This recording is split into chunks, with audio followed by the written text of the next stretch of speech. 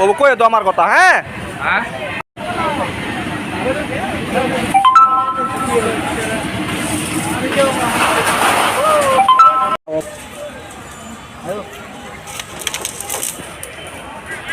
কি হয়েছে কেনেকৈ লাগিছিলে লাগিছে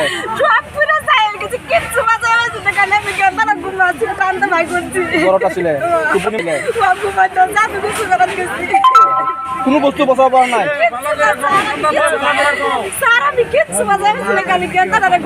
কিমান ঘৰ জ্বলিছে সব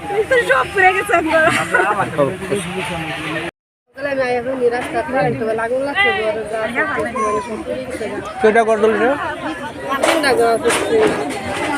কোনো বস্তু বচাব পৰা নাই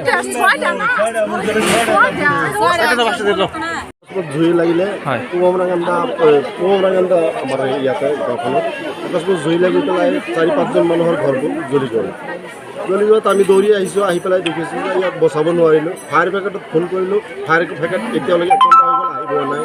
গতিকে এইটো আৰু কি কৰা যাব 5খন ঘৰ সম্পূৰ্ণৰূপে জুইত যা গৈছে ন একদম পুৰা একদম কোনো বস্তু বচাব পৰা নাই একো বস্তু বচাব 5 পইচাৰ বস্তু এটা বচাব পৰা নাই কিমান সময় আগতে জুইটো লাগিছিলে 1 ঘণ্টামান আগতে লাগিলে জুইটো